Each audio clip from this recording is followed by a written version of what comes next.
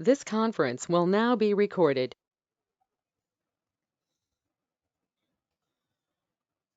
Hi everyone, welcome to AWS Data Engineer Training Program. And today we are starting with basics of Python. So till yesterday's class, we were exploring about AWS services. We started with you can say creating the IAM roles and users. Then we talked about servers, and then we talked about different AWS services. And last week we were talking about CI/CD related services, where we talked about code build, code pipeline, code commit, code deploy. But all those services, right? Those will help you to deploy your code or build your code. But we have to write our code as well.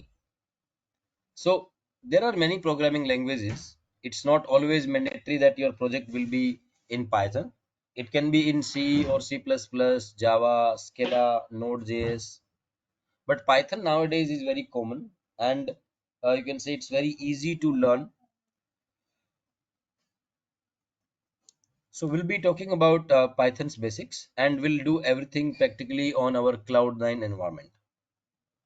You can even create Python project on your local as well. You don't actually need Cloud9, but since Cloud9 is specifically for development purpose, where it comes with pre-installed software, so Python is also installed on Cloud9, and we can do all of our practices. Okay, so we'll be starting the class with the agenda. So the agenda for today's class is overview of Python. Then we'll be writing our first Python program, data types, create a function, local and global variables, and we'll talk about for loop.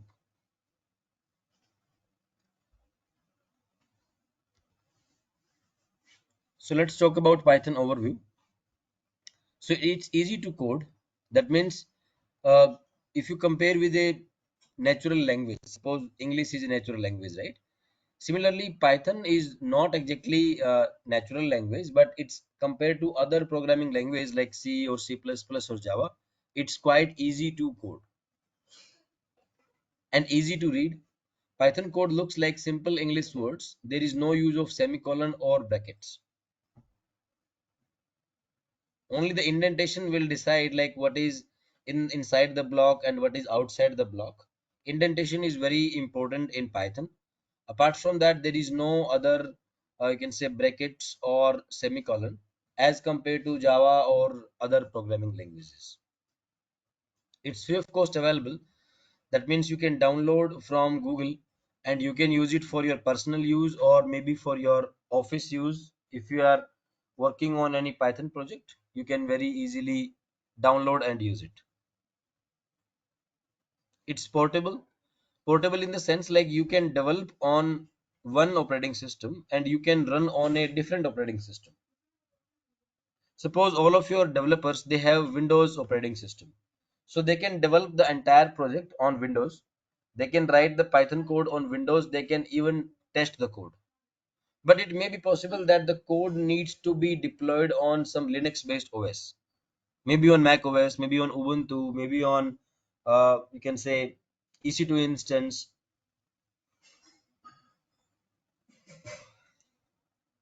So it's very portable, and there are many libraries available. Libraries in the sense like there are pre-written Python helper code which can help you to make your processing easy.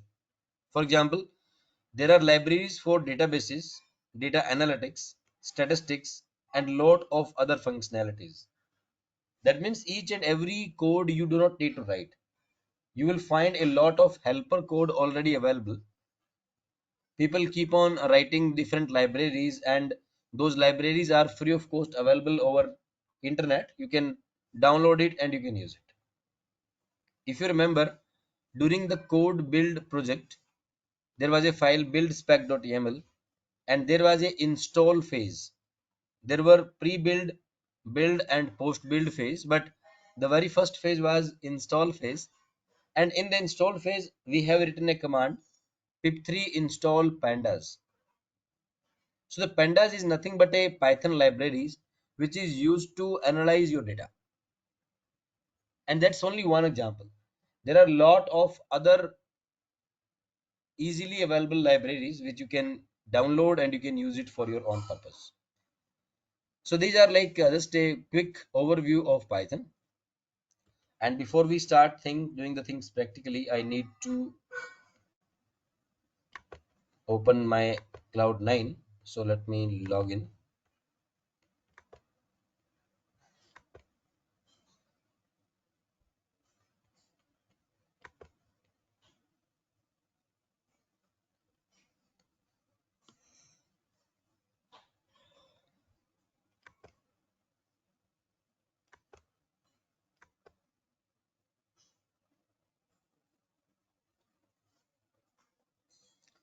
So as we discussed, right, for all the development related activities, if you're writing the code or you're doing code build, code pipeline, anything, you should use your IAM role. For admin level of activities, if you want to check your bills or if you want to check your billing alerts or if you want to create some roles, users, adding some permissions, for that purpose, you can always log in with your root user. Okay. So we'll be opening Cloud9.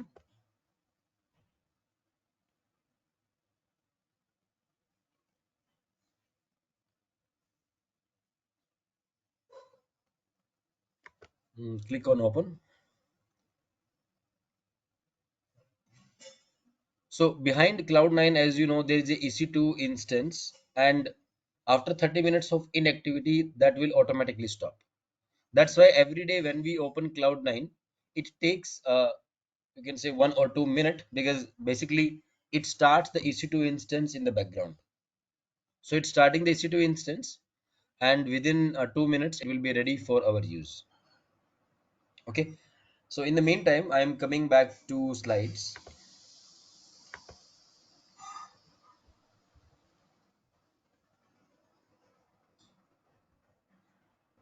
So this one is our first Python program. That's very easy.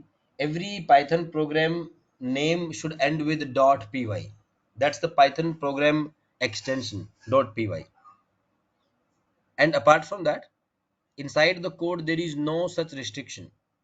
If you are aware about any other programming language like C or C++ or Java, there are few restrictions. Restriction in the sense like there should be a class, and in the class there should be a main function, and in the main function you will write something. But in Python there is no such restriction. You can have a Python program just with a single line, and that's what is currently displayed on the screen. We have only one single line print statement, print, and then in the closing in the bracket, in the single quote or double quotes, you can provide some message and you can save the file. That would be your first Python program. So let's go back to our Cloud9. Hopefully it should be ready. Okay. On the left side, there is a Git folder. I will be closing that. Okay. Readme.md. From where it came? AWS Cloud9. Hi there. Welcome to AWS Cloud9. To get started, create some files, play with the terminal, or visit this for our documentation. Happy coding. Okay. So what we will do is let's create one folder with Python and we'll create all of our program inside that. So I will right click and do we have option to, okay, it's there, new folder,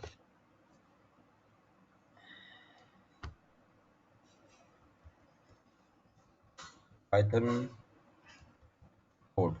Okay. So I have created one folder, Python code. You can give any name as per your choice. And inside this, we'll create one file. Right click, new file, and let's give the same name. Earlier we were using right sample.py.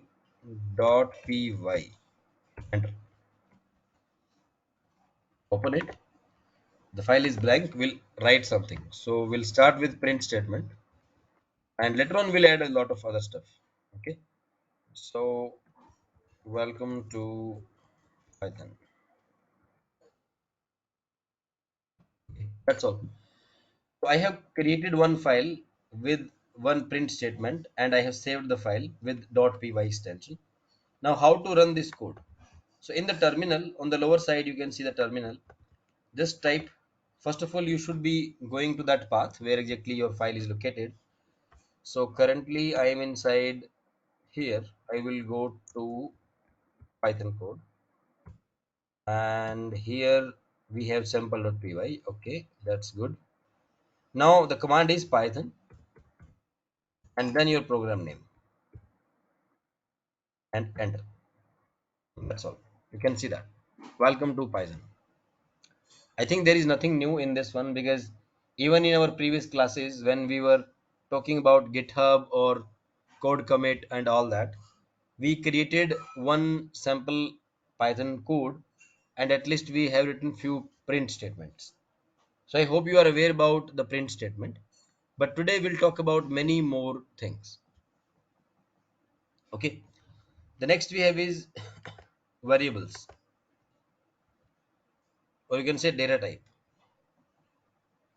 So in other programming language, like again I would compare with C++ or Java, you have to declare the data type of the variable. That means you have to tell like this variable is of type what? Is it of type integer, or is it of type text, or is it of type boolean, or there can be many more types. But Python is smart enough that you don't need to declare the data type of the variable. You just provide the value, and based upon the value, it will automatically understand like what exactly is the type of that.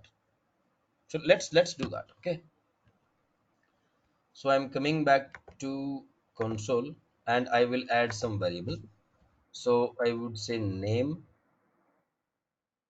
That's the variable name. In C and C++ and Java, how do we do that? We declare the data type, like we type string and then we say name. That means name is a variable of type string. But here that's not required. You can remove it. Name is equal to variable name is equal to some value. So I'm giving the value. Okay. And then I will take another variable is equal to 28. You can notice that the value of the two variables are of different type. One is like text, name is the text, and age is a numeric. Now, if you want to print them, in line number one, I printed that hard coded message. That means like whatever I have written, welcome to Python, it exactly displays that. But suppose I want to display the value of some variable. Suppose I want to display name or I want to display age. How do I do that? So I would add print statement, print, and now I will put the variable name and I don't put the variable name with single quote. That's the difference. If you are not putting single quotes, that means it's a variable and it will display the value of the variable.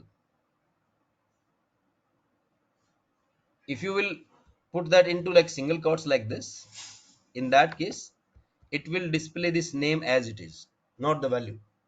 That's the difference. Okay. So what I will do is I will remove this and I will save the file, control S. I will come back to my terminal, will clear the screen. Okay, and we'll run the code again, Python sample.py, and you can see that the first line welcome to Python is coming as it is. That's a hard coded line. Hard coded means it's not a value of something, it's like as it is, whatever you are writing in the single quotes or double quotes, that is coming as is. And the next line, I am printing this one. Whatever lines are in the middle, those are not printing anything. It does not mean that every line should be a print statement. That's not required. You can have some variable, you can have some logic, you can have some business logic, and finally whatever is your output that you can display. In this case I am displaying the name and it's displaying correctly. Okay. If you want to combine something, I will show you. Here, what I will do is in single quotes, I would say name, and after that I would do plus and like this. Okay. Now this name, capital N, right? This name and colon and all these things are hard coded. That means it will come as it is. Plus name. And there is no single quotes on the name. That means the value will be displayed. So if I will run it now, it will display name colon nearest. Let's try that. So in the below terminal, I will say Python and then the Python file, and you can see here it is saying name colon nearest. So till colon it's like hard coded, and after that it's the value of the variable. Okay, so I'm stopping here for 2 minutes in case you are having any doubt. That can be anything regarding the variable or how to run it or how to open the terminal on the Cloud9. You can ask me if you have any doubt.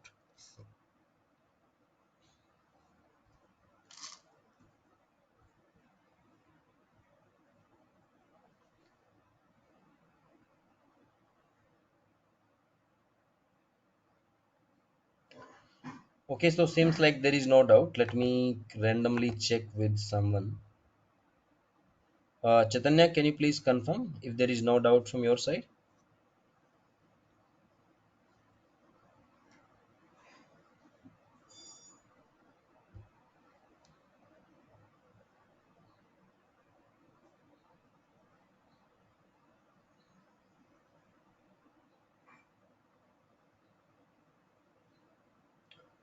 Okay, it seems like there is no doubt from anyone, so we'll be moving ahead.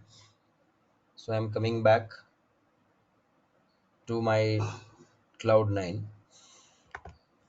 Okay, now let's try to display the A's also. And you may be thinking that it will be like similar way, right? So I will copy this, Control C, and will display the A's like that.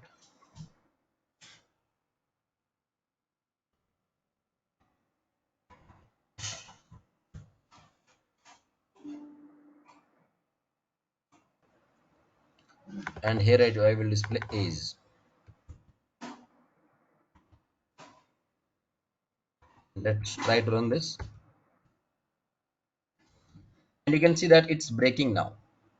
Name colon nearest it's displaying, but it's not displaying the A's. And it is displaying some error. It is saying that type error can only concatenate string, not integer to string. This first one, right, is in single quotes, that is a string, and plus is that is a numeric number, that's a number. So what Python is saying that it cannot combine this string and integer. So how to do that? How to fix it? There is a function with the name str. Str means string. So put str and enclose with the bracket. What it will do is it will convert the age from integer to string, and then this string and this string both are string now. Those both can be concatenated, both can be appended, and in that case it will not give you any error. So I will save this file and I will come back here and we'll run this, and this time it's perfectly working fine. You can see this. So welcome to Python and then name is equal to Neeraj and age is 28.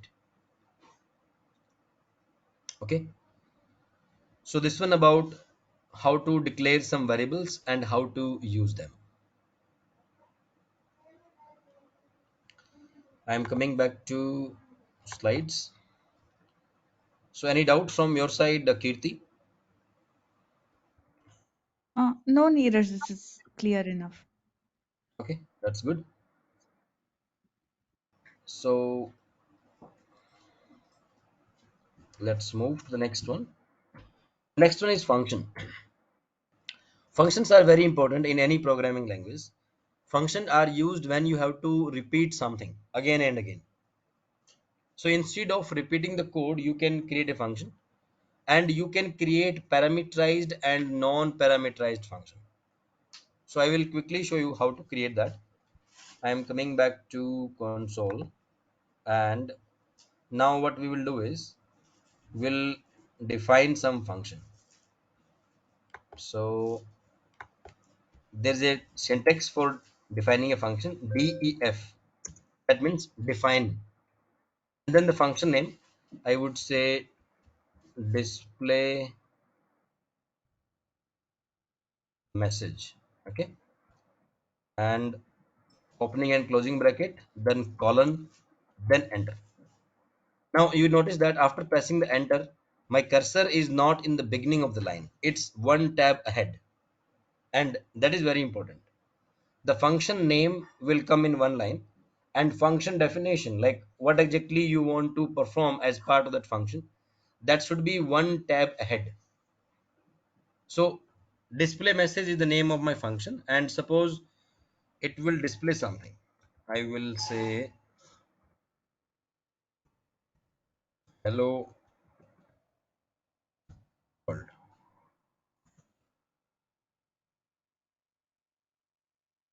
Okay. And there can be one more line.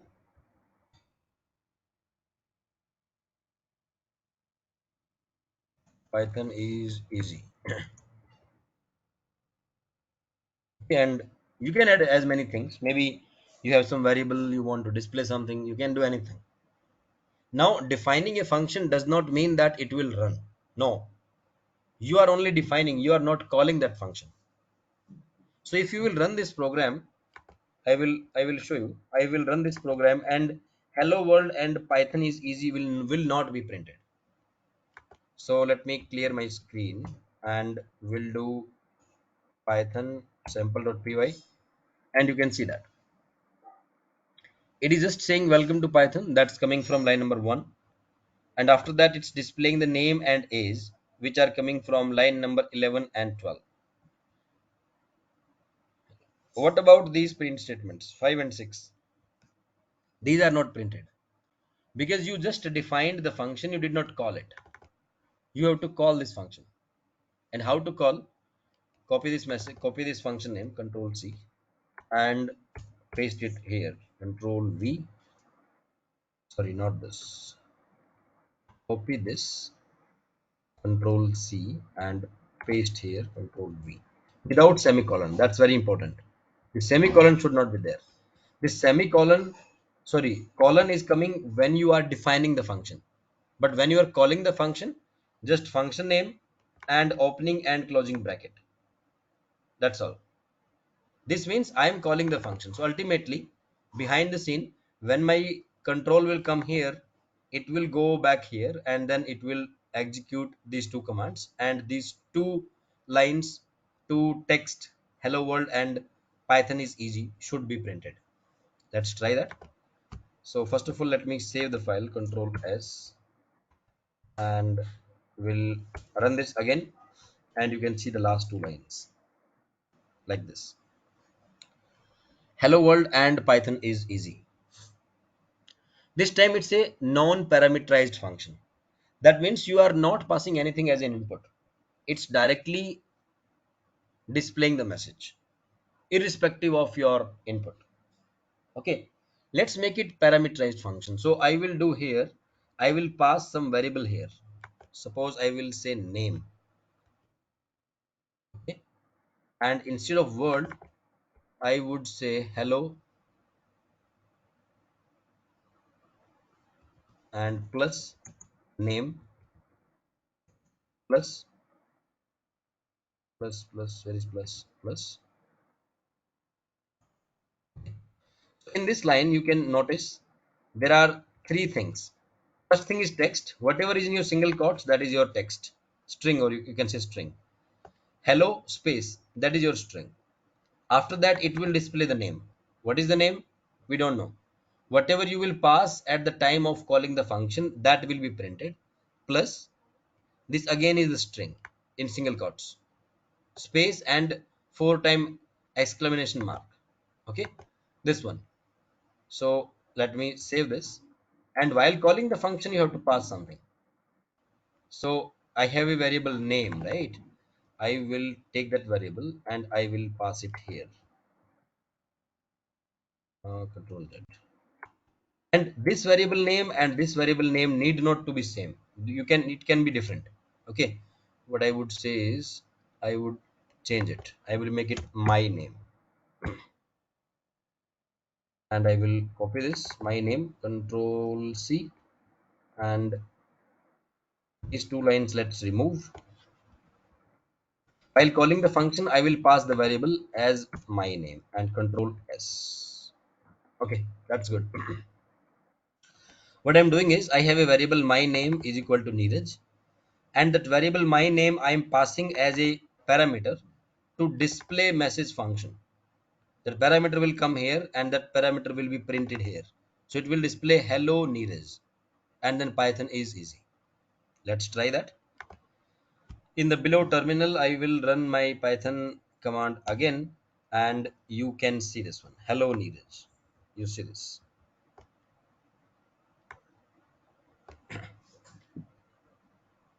Okay. And you can have multiple parameters also. Let me add multiple parameters. So name and age. It's expecting two variables. So I will pass two variables, control C and here control V. Now what will happen? It will display the same message. There is no change. You can see that. You know why? Because you passed the age in the function, it has reached to the function, but we are not doing anything in the function. That's why there is no change. But if you want to use that, right, you can do that. You can remove this line and you can say, hello Neeraj, your age is, and plus str, because age is a number, not a string. We'll put it here like this. Okay. Now I'm passing two parameters, name and age, and I'm using both of them. So now if I will run it, let's try running it in the terminal. You can see here, hello Neeraj, your age is 28. This way you can create functions without parameter, or single parameter, or even multiple parameters. And there is one more concept. You can provide some default value. For example, you are expecting that people will use this function. They will provide the name for sure, but some people may not provide the age. So you can define some age here, default age. Okay. So you can do age is equal to any some random number. Suppose I would give 999. Definitely 999 is not a valid age, but that's what I want. If no one is providing the date, I want to use 999 as a default value. If people will provide, then it will override. In my case, I'm passing my name and my age. My age is 28, so that is replacing this 999. Only 28 will display, not 999. But in case you are calling some function without age, let me do that. Okay, so instead of my name, I can hard code something, and I can pass some name like Sriram. Okay, and age I'm not passing. I'm just passing a name. Although this function is expecting two values, but I'm passing only one. That means the another value it will take by default. So let's try to run this and you will see the output. You can see here. Hello Neeraj, your age is 28. Hello Sriram, your age is 999. Because you did not provide the age. Similarly, you can have many more variables, and whichever parameter you think that you should provide a default value, you can do that. For example, you are calculating the interest for the given amount for the given time. So you are expecting that the end user, he or she will provide the principal amount, the duration, and the rate of interest. But in case they are not providing the rate of interest, in that case, you want to use some default rate of interest, right?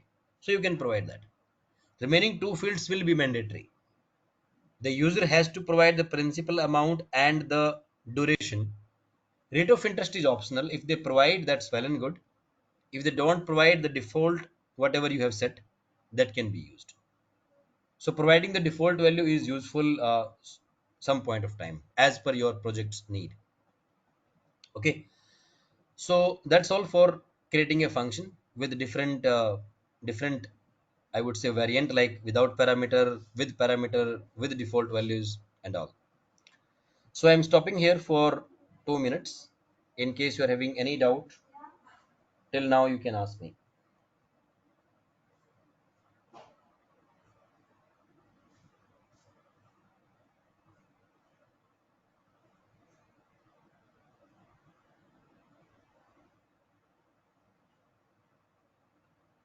Okay, seems like there is doubt. So I'm coming back to PDF. We'll see what is next. So functions we talked about, local and global variable. Local and global variable means you can define some variable outside of function, and you can even have those variables inside the function. Same name, but the value it will pick accordingly. If you are defining inside the function, it will pick it from there. If you are printing them or using them outside of the function, it will use the outside value. So you can see here in the screenshot, I declare two variable, name is equal to Neeraj, age is equal to 32, and then I defined a function, display details. Inside this function, I declared the same variable again with the same name, but the value is different. And I'm printing those name and age inside the function. But at the same time, I'm printing them outside the function also. You can see that. Whatever lines are coming in the beginning, those are your main flow. And whatever lines are indented, right, with indentation, that is part of some function. In this case, I am displaying name and age outside of the function, as well as I am printing them inside the function. And you can see the output. It will start the main flow from here, because here you are declaring the variable. So declaring the variable will not print anything. Then you are defining a function. Even defining a function will not do anything until or unless you are not calling that function. Now from here the main flow will start, where we are saying welcome to Python programming. So this line is printed. Then we are printing the name and age.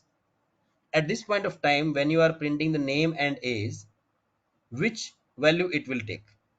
It will take these values, Kumar and 25, or it will take these values, name and age.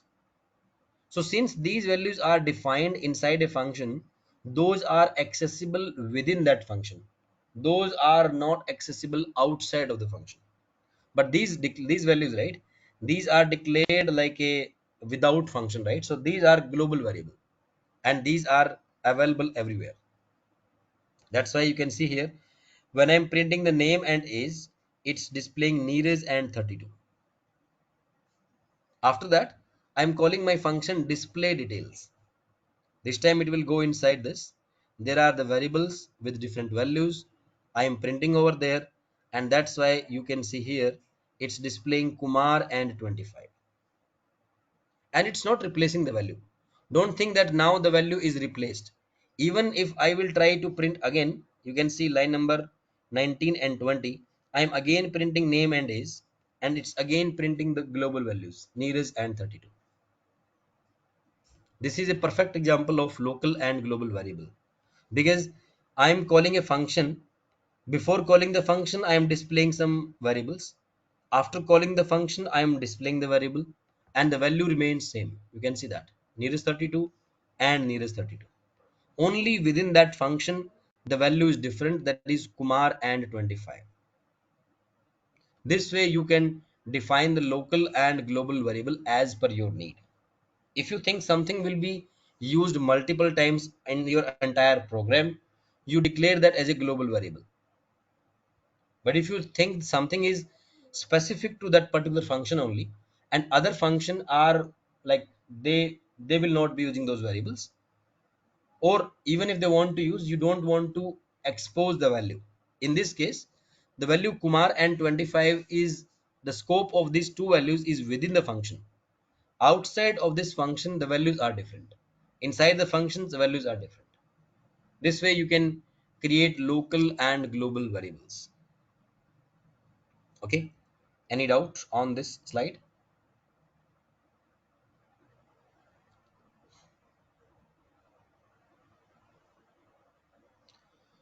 Okay, let's move to the next slide. The next one is for loop. Sometimes you want to do something, but you want to do it repeatedly. You want to do it 5 times, 10 times, hundreds of times. But in that case, shall I write the print statement 100 times? No, that's not a good idea, right? That's Programming will help you to do something repeatedly with some syntax and you don't have to repeat your code. So let's try this. I will show you live. So I will go back to console and will use a for loop. So I will remove all these lines, okay, to keep it simple. For some variable name, anything, I would say number, number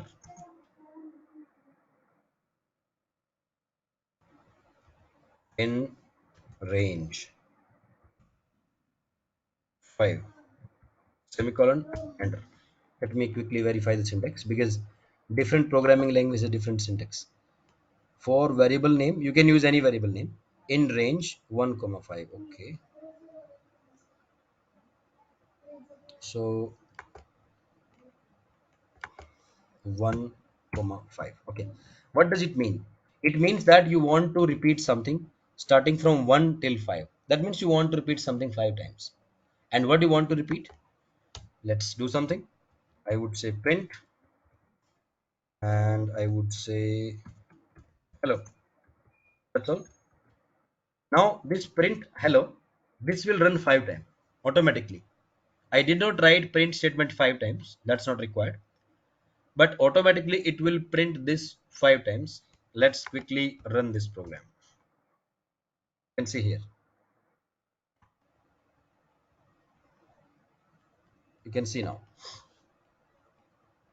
So you may be thinking it's displaying only 4 times because the last number 5, right? That is exclusive. That means it will go just before that. That's the Python rule. It will start with 1, then 2, then 3, then 4. It will not go till 5. 5 is exclusive. Let's do one more thing. Along with hello, let's display some number. I will take this variable control C and I will display here plus I will put a dot and space. It will not work because number is a integer, right? I will need to put str, then only it will work. Str closing bracket. Okay. Now what I'm doing is it will take number from this range. So first time the value of number will be 1. 1 plus dot plus after that space then hello. Then it will come again. This time the value of number will be 2. So 2 dot hello, then 3 dot hello, 4 dot hello. Let's try this. I will clear my screen and will run it. You can see that 1 hello, 2 hello, 3 hello, 4 hello. I am using that variable, that particular number. And if you want to suppose use multiply by 2 or maybe multiply by 10. So number multiply is indicated by star in programming language, star and 10. What it will do is it will multiply the number by 10 and then it will display dot space hello. So what it should display? 10, the next time 20, 30, 40. Let's try this. You can see that 10, 20, 30, 40. Hello. This way you can use a for loop. In this case, we are aware that for loop will run 4 times, right? Sometimes you don't even know like how many times you want to run the for loop because it depends upon the number of items. For example, you have some detail of the students. So let me take an example. I will declare a array. I would say what is array is names is equal to square bracket. Okay. So when we declare a variable, right? Suppose I am declaring a variable, I would say name is equal to Neeraj. That's a variable. Array is nothing but a collection of multiple values. Variable is just a one value. N- This array is a collection of multiple values, and that is denoted within square bracket. So you can see here names is equal to square bracket start, and inside single quotes you can put some names. So I will put like some names, Kirti, then I will Ankit, then I will Shravani. Okay. So I have declared three names here, and all these are denoted by the same variable name. You may be thinking, how is that possible? So this is an array. The array is a nothing but collection of multiple values. And suppose I want to display all these values, I will use a for loop. For any variable name, I would say name. Name is already declared, right? So I will not take name. I would say, what should I take?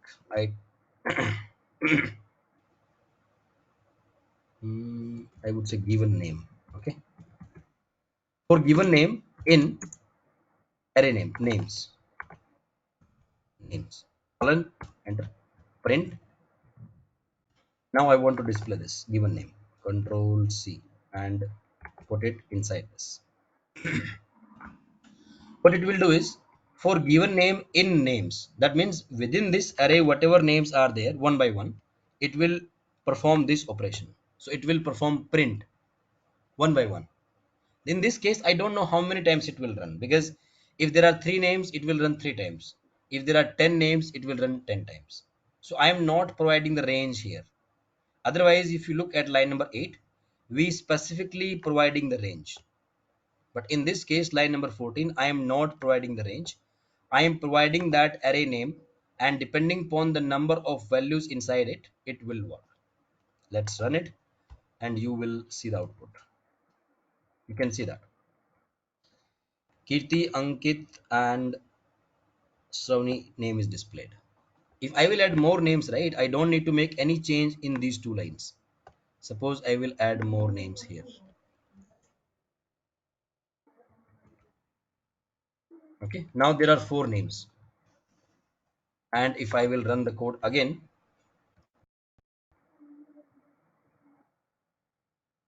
it will display four names as you can see here. So whenever you are not aware about how many times it should run, you should not use range. Rather, you should go with this type of syntax, so that whether this one has four values or 400 values, the same code will work fine. Okay, so with this slide, we are done with for loop. And with this slide, we are even done with today's class. We still have many more concepts left in Python that we will be exploring in tomorrow's class. So in case you are having any doubt till now in today's class, you can ask me. Otherwise, we are good for the day.